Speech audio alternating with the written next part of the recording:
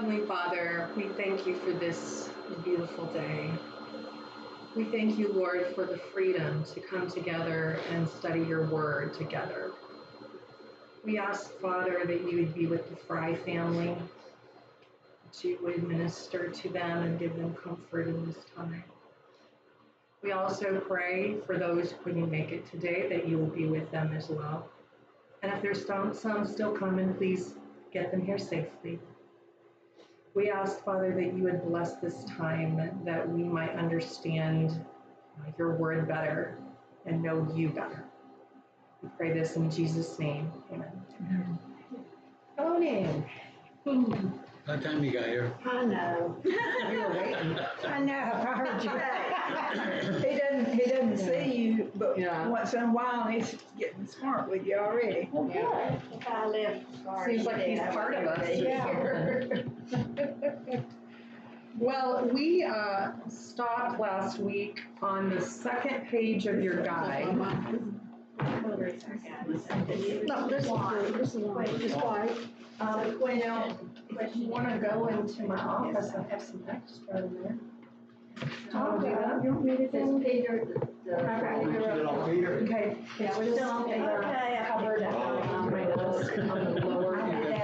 This isn't my morning. Does anybody else need a book? I do, just to look at today. I'm looking in my purse. This backpack does not help at all. You just keep putting more and more stuff in it. On top of everything, yeah. Yeah, well, we stopped in the middle of page 2 of our current guide, where it says, read the quote starting with Peter's name. Peter's name is mentioned from the book. So once she gets back, we'll get started on that. But it's just on page 39. And it's the first, it's the first full paragraph there is what we're going to be reading. So.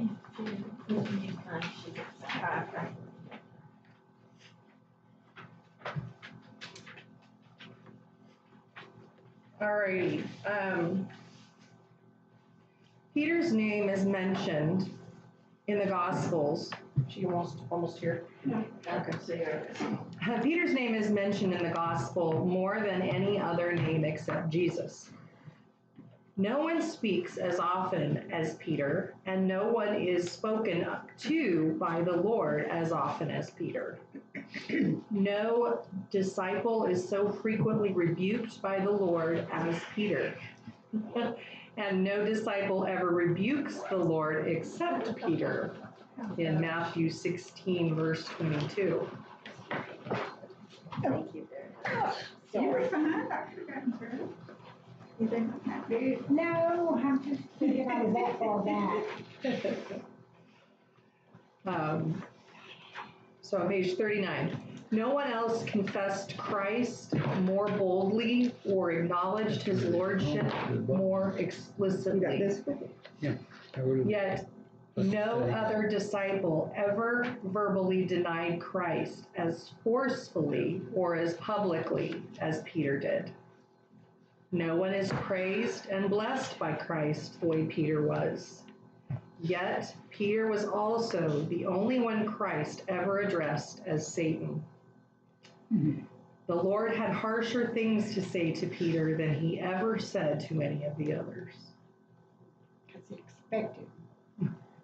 Yeah. I need to go get your glasses. That's what I was just thinking. I need to go get a pair. There's some right here in our thing. I'll grab here. So, any thoughts about that paragraph? Still gives me a lot of hope. Gives you a lot of hope, yeah. Definitely. Yeah. And also that I have to watch out too, because Peter was deceived. Mm-hmm. Yeah. Being a leader doesn't make you immune. It actually makes you more of a target. Yep. To deception and the enemies. James talks about that. Yeah. leaders are held to higher standard, and much is more is given to you, much more is required, so. Right. Unfortunately, those are intertwined, Yeah, they are. they don't get separated. Yeah, which is a real bummer in my opinion. But really, truly, I understand why, you know. But at the same time, Give me a break. yeah, there are days I'm like, well, why can't I do that? Because I said no, you weren't supposed to. Well, they get to. Not talking about them, I'm talking about you. The Lord and I have had those conversations. And sometimes the more you talk, the more you're criticized. Yeah. I used to laugh at Erwin. I never caught him in a lie. Never. But he didn't talk to me. Same way with Earl. Same way with Earl. Yeah. That's right. Yeah. They were smart When you men. talk a lot, I bet you to go Mine talk didn't to talk a lot somebody. either. Yeah, they were smart. Yeah, very smart. For sure. Yeah. Number 10 says, why does MacArthur suggest that Jesus gave Simon a nickname that is called that called to mind a rock? What makes Jesus' action motivational instead of a sarcastic put down? Cause I was thinking like a rockhead or something. Mm-hmm. I think it's because he knew he was gonna be solid, Mm-hmm. a solid leader, you know. That's what he was teaching. Yeah, and that's why he called him rock, I guess. That's what he always I thought. think it meant he's old, and once he got it, you could depend on him. Yeah, immovable. Once he got it, yeah. Yeah. My Peter is immovable. I will say that. He is one of those, once he's got it, he's not going anywhere. And Especially when his phone goes off. Dependable. Turn the phone off. What now? When his phone went off. Yeah. Church. And Yeah. he had told everybody to turn their Yeah. phones off. He was sure he didn't need to, I guess. And everybody. Cause everybody but him. Yeah. So, Superman though. yeah, he is. Well, you have to He's a good recognize, man. see, no one calls me usually because they know I'm in church. Right. Right, See, Right. so. But the times, right.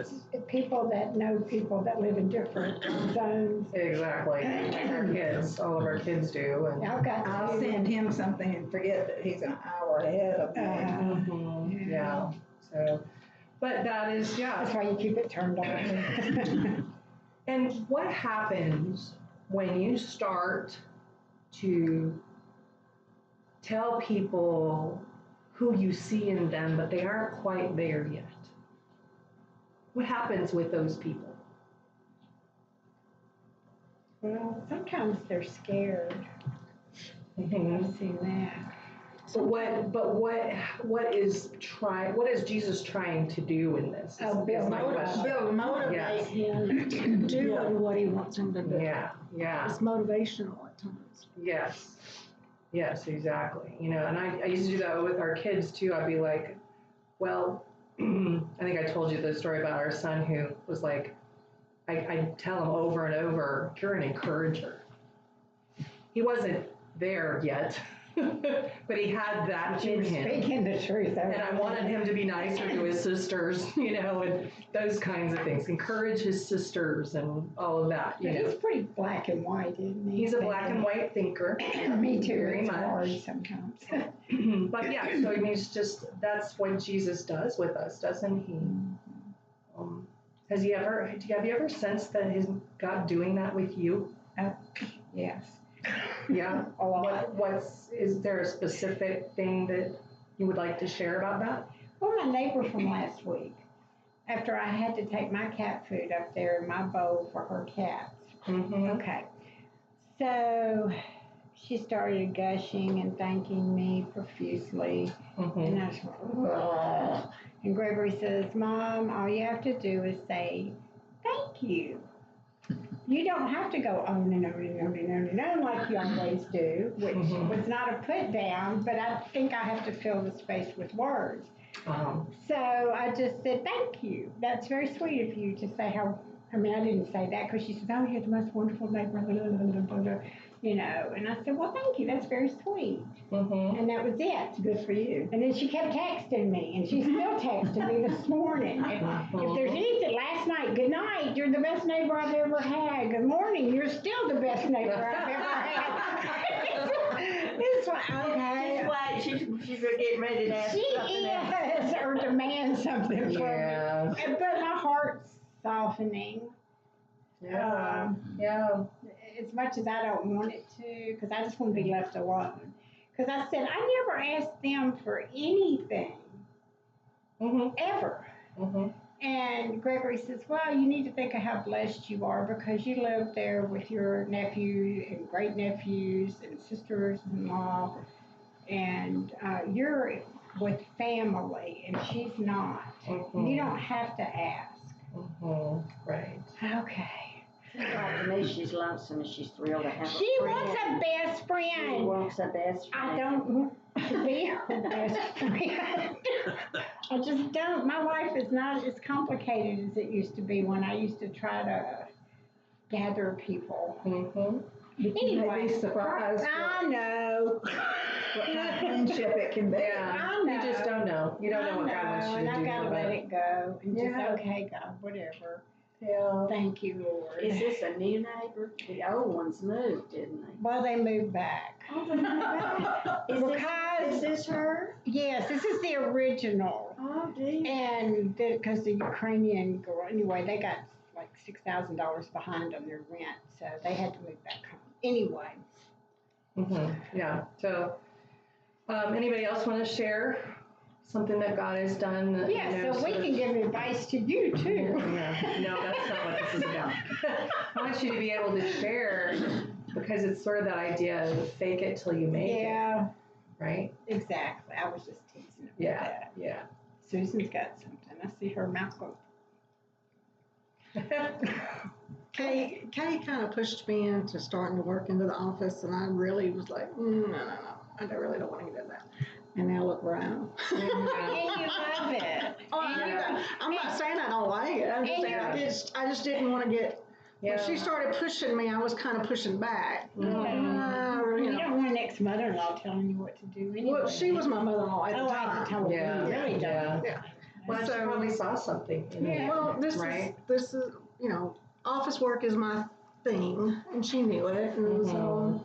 Yeah. And you're loved here and appreciated. Yeah. But at first I kind of pushed back. I'm like, no, I really don't want to get involved. But yeah, Yeah. because I never have been real big to do stuff in the church before. Yeah. Gotcha. Yeah, And now God look has at you. other thoughts, doesn't he? And now look where you are. Yeah. Yeah. So, but yeah, that's, I mean, the Lord knows us so very well, doesn't he? And he knows what's in us. And that's what he did with Peter. He saw what was in him and knew what he needed him to do and be and made him, developed him. So, yeah. I'm so glad Peter was one of the disciples I know. in the beginning because it's so much like that. Because I don't really Yeah. relate to the others that well. I think John was more of the tender-hearted, loving, fatherly kind. Mm-hmm.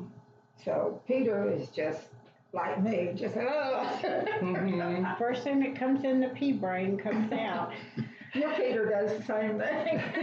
It's nice to have, though, variety in a family. It is. Right. I mean, it really is. Well, if we were all the same, we would be boring. Mm-hmm. Life would be very boring if everybody was the same. Yeah. Or at least to me, I think it would be. Yeah. Well, and think about, we have all been made in God's image. So this says our God is a variety. Our God has so much within him. I mean, just, we can't wrap our heads around it, but isn't that amazing? I mean, Yeah, he lets people say anything about him. He just, oh boy, if I had that power, it'd be that. Well, he's patient and he knows how to deal with us along the way that would be most effective. That Can you imagine if he Presbyterian, was not patient? there wouldn't be anybody I mean, around.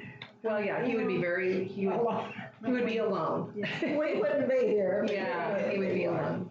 So, yeah. We really need to pray for that guy. I can't think of his name now. Tao something out in California that professes to be seminary. I don't know if he's a student or if he actually has graduated. Presbyterian. It says God's non-binary. I mean, the man stands up and says that out loud. He says what? God is non-binary, which he probably is. If you really, he's everything. But not in that sense. Right, not in that But not in that sense. sense. And he's got a sweet little demeanor, and he's not a raging Republican. So people think he's nice. Mhm. He probably is. He probably is, but it's frightening. He's mistaken. Yes, he is very mistaken. And to me, that's frightening because a lot of people are just looking for somebody nice. They think it's nice, not that somebody that's going to mislead them. Mm-hmm. Satan is nice too. Oh, you got a point. He can- Yeah, he can- and he can be anything. beautiful. Yeah. He can be anything. And he needs to be, right? For the situation. Sorry, that was an aside. I just We're going to move on to 11, but thank you. We will pray. What 3 ingredients does the author suggest made up the raw material that contributed to Peter's leader-like personality? he's a talker. Inquisitiveness, initiative, and involvement. Oh, Inquisitiveness. Inquisitiveness, initiative, and involvement. Okay. Let's talk about that. My hearing must have been bad, because I didn't hear the second word you said. he talks. Inquisitiveness, initiative, and Initiative, involvement. He talks fast. You got So southern on page, ears. so on page 40, it talks about this in the book. Well, several pages. Yeah, several pages, and that's where it starts. But these are italicized. Inquisitiveness, Yes. inquisitiveness, Yeah, Initiative. I don't always picture leadership Initiative. let's say more about that. necessarily. Yeah, inquisitiveness. Oh, I do, because if you're just in your own head and not looking out, how can you see other people's points of view sometimes? Yeah, You have to be a little bit, you may not agree, but at least you can hear it. yeah. Yeah, so inquisitiveness. What else, I mean, what do we know about inquisitiveness that could be attached to being a leader? Why does a leader need that? Because, like the book says, you ask a lot of questions, you gather up a lot of information, and from all that information, then you make your decision. So you're trying to look at things and see things, Maybe big picture. the big picture of Mhm. things, instead of just, You can see past. Yeah. instead of, just having a narrow point of view, because you've got all this information Right.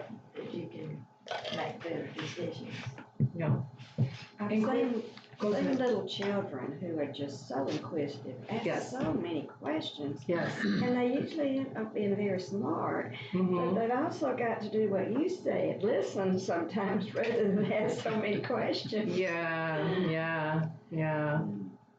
Well, yeah, because there's a goal-orientedness about the inquisitiveness that, okay, I've got to gather information about this because I have this to And that's accomplish. it. Going off on tangents. Our youngest she has been asking questions since she was old enough to speak. She, and even when she went to kindergarten and she would be riding in somebody's car to go to on a field trip, and one of the mothers said to me when I picked her up, she goes, she asks a lot of questions. So she's 5 years old, sitting in the back seat. And it really is part of it. She said, I talked to her about it. She's almost 25 now. She's turning 25 this month. Oh, And I talked to her about that, and she goes, well, part of it was a nervous thing, Mom, I think, because I didn't know what to say. So I would ask questions, but she is very goal oriented. And so in her inquisitiveness, she's trying to get something accomplished. So what about this? Tell me about that. Oh, okay. And she's making a mental note. And what about, and that's just who, she's a leader in that respect. So that's her. I'm not quite like that. I got Gregory. 3 volumes of the name of the thing was Tell Me Why. Because he would Tell me always why. say, Okay. why? Why do birds fly? Why do birds poop on your car? I mean, it just Yeah, goes from there. yeah, He still laughs about that. yeah, the why. The why. I have to know why. If I know why, I can usually do what you want me to do. But I have to know why. One question or one answer leads to another question. My is a great one. He just, Yes. just hush. Yes. Then you end up just doing it yourself if you're asking him to do something, because, and sometimes that is part of the plan. No, The teaching questions to children is very important. I think so. I never ask a person, are you a Christian? Because most people say yes. They do. Okay, I don't want yes and no answers. So I might say, do you believe there's a God? Then my next question is, tell me about your God. Remember Paul? Tell me about your God. What does he look like? Yeah. Or she? And that gives you a lot of information about where that person is. Yeah, that's good. That is Those are good questions. Open-ended question. More open-ended. Yeah. Because as Christian, we can say, are you saved? Well, What does that mean? a lot of people might say yes to that too. Right. I didn't know what that meant. Well, Because I was Presbyterian, we didn't talk about stuff like that, when I was a kid. Yeah. Well, and oftentimes people think that if you're a good person, you're a Christian. that's right. There's Yeah. you equate good people with Christians. I'm good, you're bad. Trump has that problem. You know me You well. think I'm gonna get to heaven? I've been I wouldn't very point good at to you. everybody. Somebody needs to talk to him. Yeah. He's not quite sure what it means. Yeah, I won't get started on that, but yes, it's we want to make sure people are clear on what that means. But I like those questions. Those make a lot of sense. Well, it says here in our book that leaders need to have an insatiable curiosity. I mean, if you can't be a leader and accept everything as truth. You need to find out for yourself whether it's true or not. And Especially if you're going to try to lead somebody, you don't want to lead them in something that you don't know whether it's true or not. You don't want to mislead people. So if you want them to know the truth, then you've got to know it yourself. Yeah. So, yeah. What was the third thing you said? Inquisitive. Involvement is on that. We're going to just jump down to the bottom of page 40 where it says another necessary ingredient is initiative. So, any thoughts about initiative and leadership? You gotta start. Yeah, somebody's got to start it, right? Gotta have some energy to do that too. Yeah. Energy goes with initiative. Yeah. I've been thinking so much about Ollie's restaurant. My dad loved Ollie's. We all did. And he would always, and my husband did too, but my dad was a salesman, so he kind of recognized one when he saw one. And he would always talk about the man that owned Ollie's. Because I guess maybe your dad did it too, because my dad was born in 1982, so it might have been your dad starting it. But he went around to every table during lunch, that was you, okay, during busy lunch, and talked to everybody. Just not, for 10 minutes, but just to let him know the owner was there, the interested and the Mhm. food was right, service was right. That's a leader. Mm-hmm. There was a guy at Golden Corral, the one that was 65, and he was co-manager, but he did the same thing. He come to the table, is everything satisfactory? We're so glad you're here, you know. And it makes a difference. People are And willing when to he follow died, you though, too. that restaurant went. Downhill. Yeah. Yeah. Why are you pointing to me?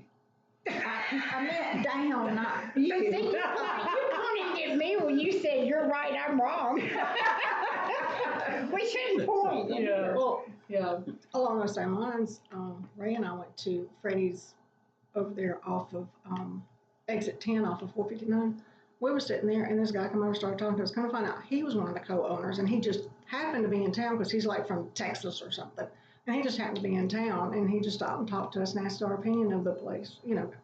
And it was kind of, I mean, it makes you. People don't do that anymore. No, people just don't do that kind of stuff anymore. But I mean, he did. He came over and he, you know, do y'all come here often? And you know, this kind of stuff. And you know, we talked with him for a good 10 minutes. It's You know, nice he cared about what the customers Exactly. but he was one of the co-owners, and he just happened to be in town, and you know, he was getting opinions That's of. probably why he's He was checking out the management. He was checking out how the store was running, whether or not there wasn't anybody complaining or anything like that too. So Yeah. it was quite nice. We were discussing that this weekend, as a matter of fact. Lori and Billy Cole and I went out to lunch.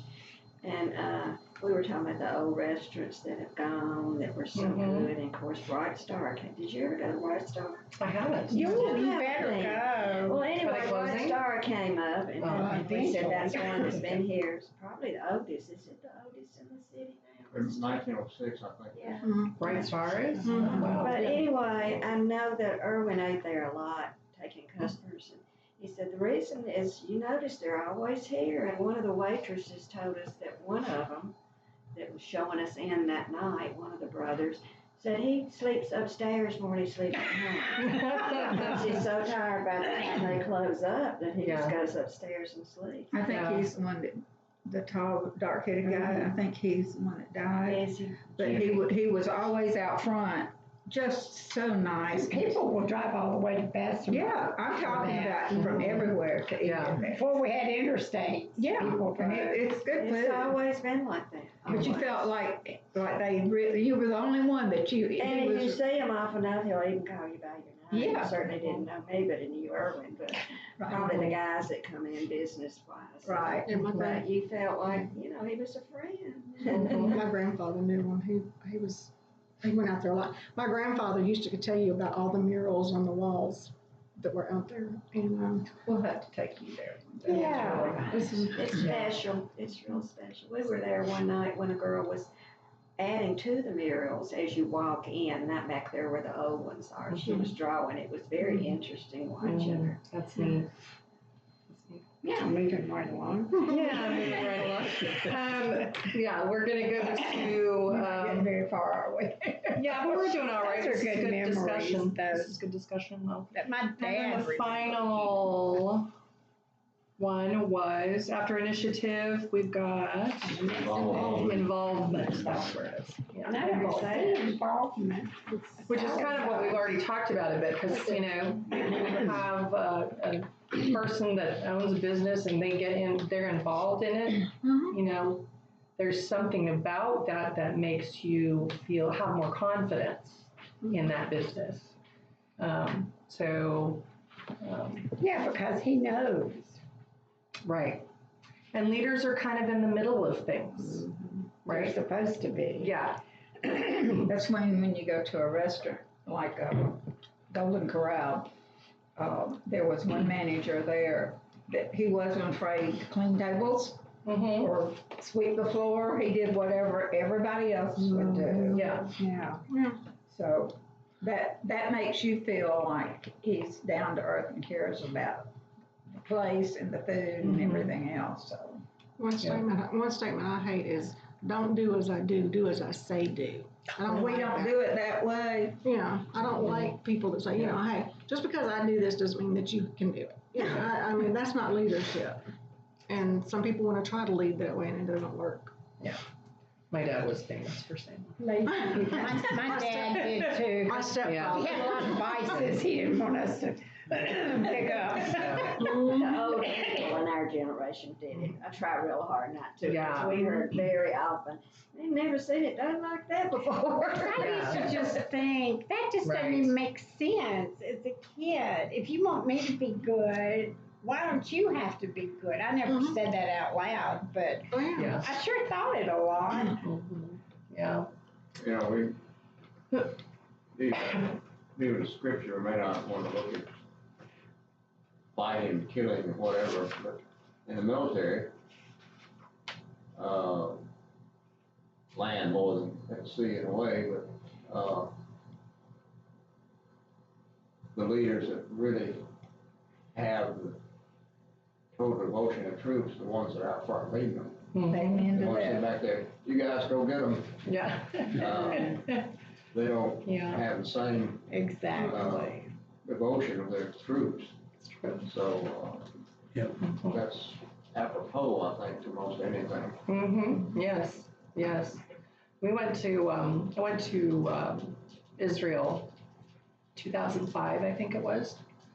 And our guide, I was on a tour, and our guide was in the military, had been in the military, and How everybody is. yeah, In Israel, right, they all, yeah. yeah, and he explained that process. He said, of course, you know, if you're male, at least in my generation, once you hit 18, you have to go in the military. It's in that, at that time, women were starting to have to do that as well. And so we saw that. But he said something really interesting. He said, leaders, because he was a leader in the military, he said, we are not trained to make the plan and send people out. We're trained to be out front with them. And so I lived with my people and led my people, just like you're saying. Military man lived next door to me, Mm-hmm. that he killed himself because he couldn't stand sending people out to get killed. Oh, Or yeah. He understood he understood the gravity of what he was doing. Yeah, Yeah. he had to send people out, and you know they'd probably get killed, Yeah. so he killed himself. Mm. That's sad. I wonder if that for leaders that are leading, like out front, if they have less of that issue. You know what I mean? Because they're with their people, you know, and standing with them. There's sort of a solidarity that comes from that. So, yeah, interesting. Number 12, besides praying that his faith will not fail, how did Jesus equip Peter to strengthen his brethren? Can someone look up Luke 22:32?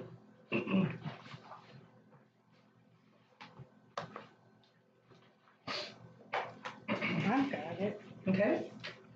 22:32. Right in the middle.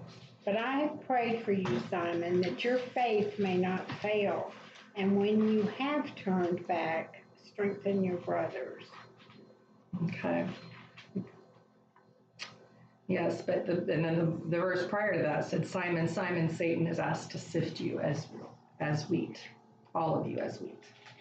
So, Yeah, don't you like Peter's next statement? Lord, I am ready to go with you to prison and to death. And then the rooster crows. Yes, and you're like, oh man. God bless Peter. Yes, yes, yes. I mean, he did not lack passion, you know. But how did Jesus equip Peter? You prayed for him. You know. What else did he do? Maybe not according to this passage, but there were other things that he did. Well, he called him on the hard stuff, Yeah. which some of us don't like that. If you consider Jesus a good leader, he is good about shaping his people. and he's honest about what's going on with his people, and he will tell them. I had a boss like that, that was not very critical, really. But when he said something that I knew it was hard for him to say it, and he didn't like having to tell his people, you know, that we weren't living up to his expectations or whatever, because he would just go do it himself sometimes. But I just always appreciated that. For somebody to tell you the truth and you don't have to guess, Right. you know, about what they really want you to do. Yeah. Peter's story, of course, is interesting because having failed, that at that point, we think that's a failure in a way, but that redoubled his commitment to never ever let that happen again. Yes. And come what may, martyrdom and imprisonment and martyrdom, everything, he wasn't going to do it again. Right.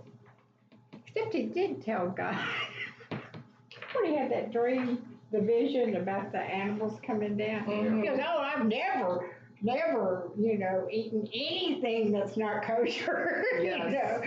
Yes. And then, but he was shapeable at that Yeah, he point, was. wasn't he? I mean, I think of the time when Paul holds him accountable for sitting with the Judaizers, and he takes it. He doesn't buck him. He just says, you're you know right. what? I did try to do that. Yeah, I did it. So That's valuable yeah. in a leader too. I can't stand it when people, I mean, and we see the innards and all of that on our government and everybody else's government, and when people don't take responsibility and just say, yeah, you know, that wasn't good. I wish I had done it a different way, or I respect that. Instead of trying to cover it up or deflect. Well, he's worse than I am. That's like having a sister. You know? Yeah. That's not like a leader. Yeah. To well, me. it's like a child, what a child would do. Yeah. And there's a level of humility that needs to be there as well. But people see To be that able to as do a that. weakness now. So many people do. That was so rampant at UAB. You cannot ever admit, in my sphere, that you did something wrong. I had a boss that one time, and I said, I'm the one that did that. She didn't do that. We were in a group meeting, and she just kept talking over me. And later I said, why did you not, you know, why did you not acknowledge that? Because she was still mad at that other person. In the meeting, and she was berating her and all of this, and later she says, that's just not my leadership style. I thought, well, your leadership. She didn't want the truth, huh? Yeah, she didn't want the truth. Even though she knew. She knew. Yeah.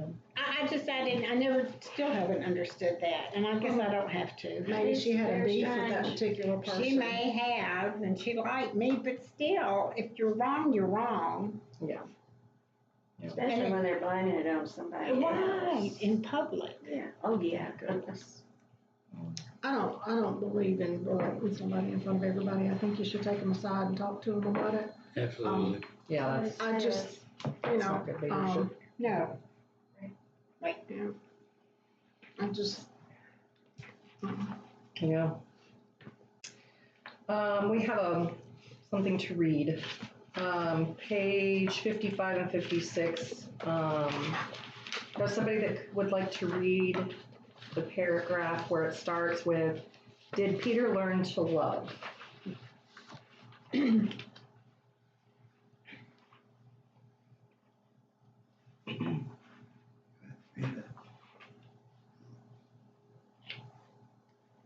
I'll read it. Okay. How far do you want me to go? We're going to read that entire paragraph onto the next page. Okay. Did Peter learn to love? He certainly did. Love became one of the hallmarks of his teachings. In 1 Peter 4:8 he wrote, above all things have fervent love for one another, For love will cover a multitude of sins.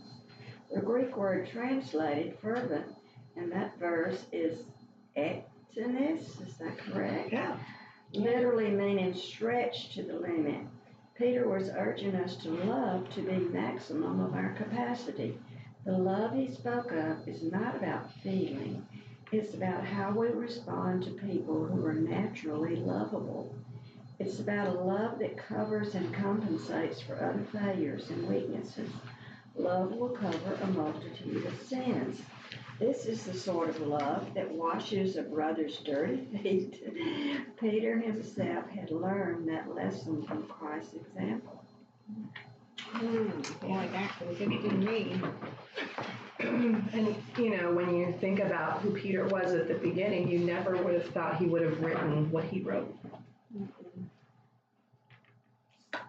The ability of God to transform people. So, Be very careful about how we use that passage, though. mhm. Today it's being used, not for the first time, but Public. particularly within the church, Mhm. with the homosexual issue and things like that. Yeah. Love covers sin, but basically, No. love whitewashes over Yeah. sin, even though God says it's sin, but that's trumped, as it were, by love. Yeah, I think we have to be careful. You're right. Because that's not what Peter meant at all. Definitely not. And that's what Bonhoeffer would call cheap grace. Ooh, Yes. I like that. And that is not, grace is not cheap. No, that's not what grace is, actually. That's right. Yeah.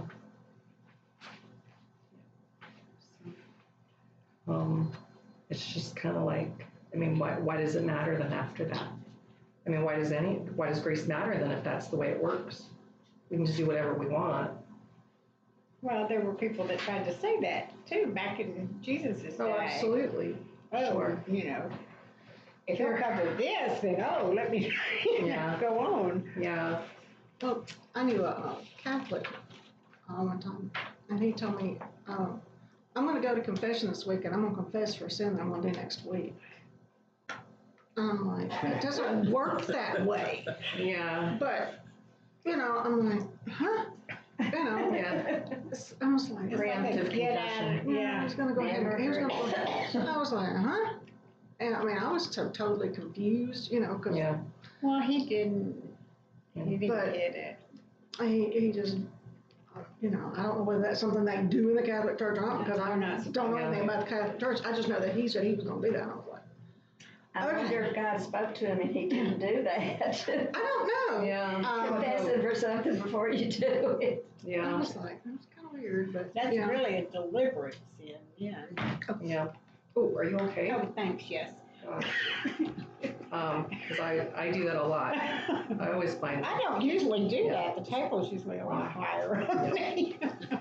Let's go to I third. was gonna say, sometimes don't we, even though we know it's wrong, we do it. Uh-huh. So it's that not saying, and say, God forgive me. Saying the same thing. Yeah. God forgive In me, essence, yeah. but I need to, I needed to say that, Mhm. Without love. Yeah, so Mhm. in a way, It's the same thing. yeah. Yeah. Some of what that means is love keeps no list of wrongs. Mhm. And so that love overlooks some things. It's not talking about heavy sin and things like that. It's Mhm. Willfulness. we get hurt, Yeah. and Little sins versus big yeah, sins. and instead of letting that grow, Yeah, love. The little I sins, think it's the No matter what motivation God does for behind us. it. Mhm. yeah. Yeah. I think the little sins are some of the hardest to get rid of. I agree. Yeah. Mm-hmm. Do what? The little foxes. Yeah. Mhm. Yeah. Then you just do over and over and over. one time when I was writing my letter to God, I said, don't you get sick of hearing this from me? Because I just keep saying, I'm so sorry, but I'm not that sorry, I guess, if I keep Because you keep doing it. Right. Yeah. But you got away with it once, so you can do Or away with it 50 again and again times, and yeah. again. It's like a little, like a child that Mhm. hides candy in their room, until mama finds it or something, Right.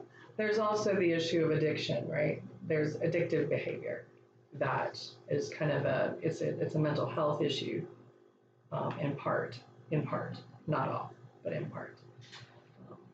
So that's something else to think about.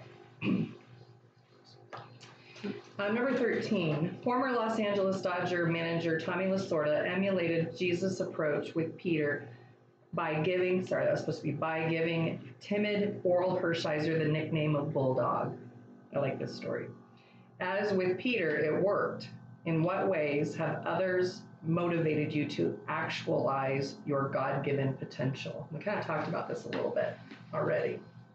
But I just think it's an interesting story. It's kind of what we were talking about, fake it till you make it. Because he was very, Oral Hershiser, was a very placid, his personality was more placid and he didn't take initiative, but he had a really good arm. Both of them. Yeah. And so that was his way of helping him to become what he needed to be as well. So, but I think we kind of already answered that. Does anybody else want to share something that's happened in your life? Peter had to learn a kind of love that he'd not known before. Jesus demonstrated a love that is not based on feelings and is not reserved for people who are naturally lovable. It covers and compensates for others' shortcomings. That's the kind of love that's really talking about, isn't it? Mm-hmm. When has someone demonstrated that kind of love for you? Somebody want to share that?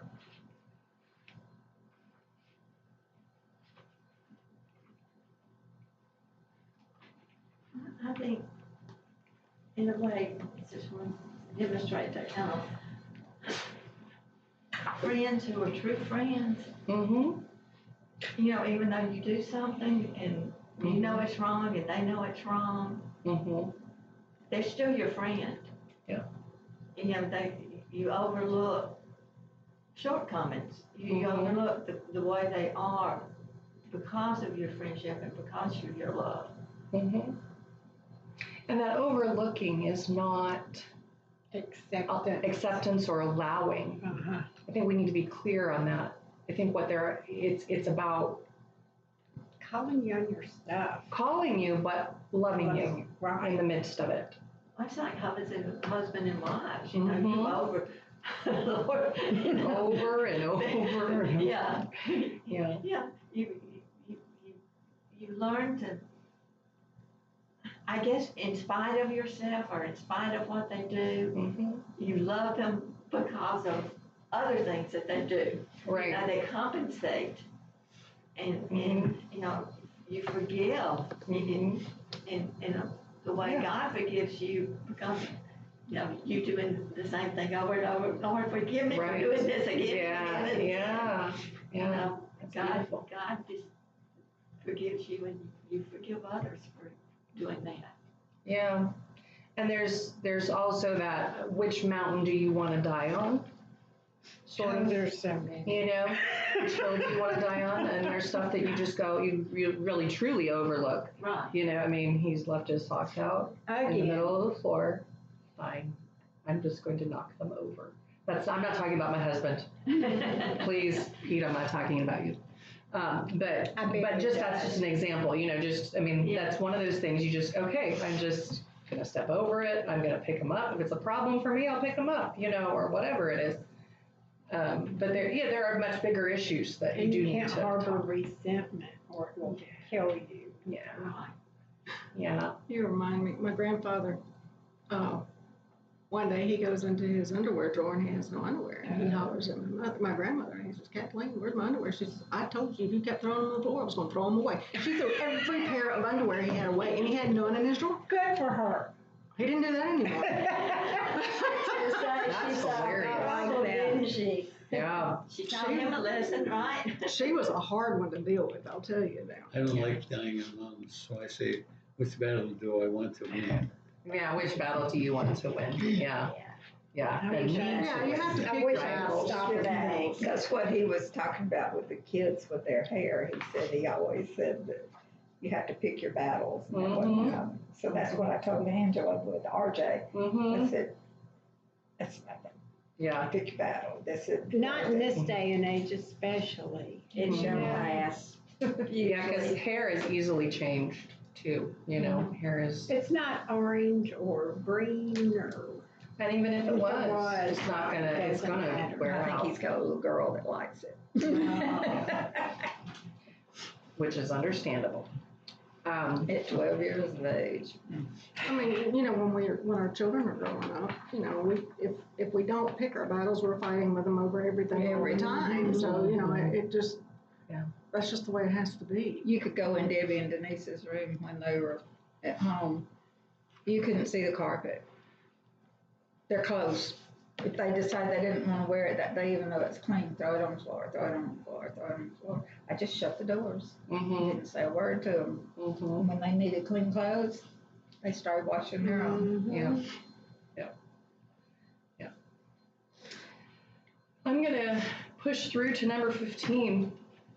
In typical fashion, Peter refused to let Jesus wash his feet. Then, in giving in to the master's demands, he insisted that he be entirely bathed. But Jesus cautioned that only his feet needed to be washed.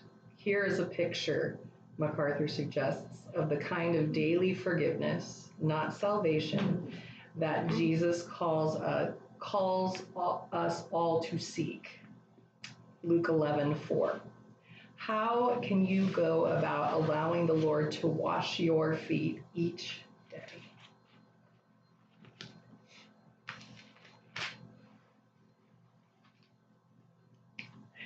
Well, I think sometimes I end up asking forgiveness for the same old sin from 50 years ago or whatever. It's already forgiven. Yeah. Mm-hmm. And the Bible teacher that I had that told us about the daily thing said, especially for verbose people, she said, look at the last 24 hours and try to cut it down to that. And if a bigger sin is out there or a sin that you do need to confess, because God will call it to your attention, but you don't have to keep asking forgiveness for I think that's Satan's way of taking your joy away. Yes. Because he's telling you, oh, okay, you confessed it, but you're still. You're going to do it again, again You're gonna do tomorrow. it again. Well, not necessarily do it again. Or you're just sorry. But he's putting you down and making you feel bad, so you feel like you got to go to God and confess it. Sorry, I did so and so 20 years ago. Mm-hmm. Yeah. Satan's busy. So how? Yes, he is. I like the way he puts this because it puts that experience, what we saw Jesus do in that passage, in our everyday, and it puts it in a particular. I mean, I think of it differently now.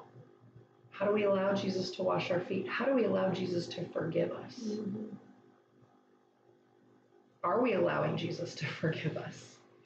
Sometimes people aren't. It's like they hold on to that. The Luke 11:4 says, and forgive us our sins, just as we forgive those who have sinned against us. And don't let us yield to temptation. That's a daily thing, isn't it? Right. Yeah. Forgive us for the little things that we do, and we don't, a lot of times don't even think about it. Because I want my way. Well, and All you the know, time. we need to take it seriously, sin seriously. It's not just because, and I'm preaching as much to myself as anyone is, just because I've been walking with the Lord for so long, sometimes we get kind of like, we know this. Get cocky. We get cocky. We go, hey, yeah, I'm not sinning. I'm sure I'm not sinning. How could I? Saying that. So there is one more quote on page 41. But let's read that real quick and then we'll be done. It starts with, there was that famous occasion. Would somebody like to read for us? The whole paragraph.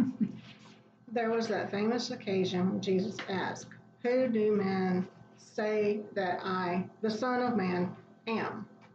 Several opinions were circulated among the people about that.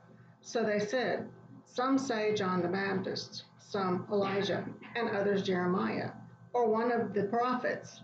Jesus then asked the disciples in particular, "But who do you say that I am?"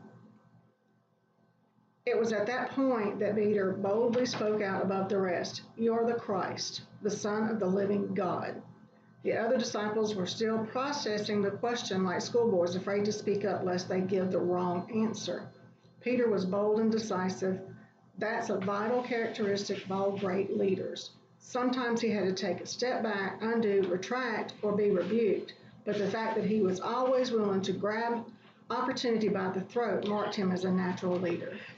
By the throat. Yeah, sometimes that was the way he did it, isn't it?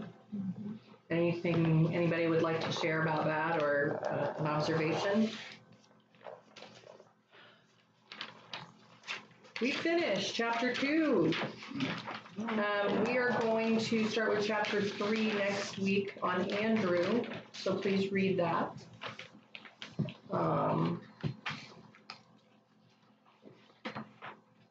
Oh, did I get one? Do we have any prayer requests?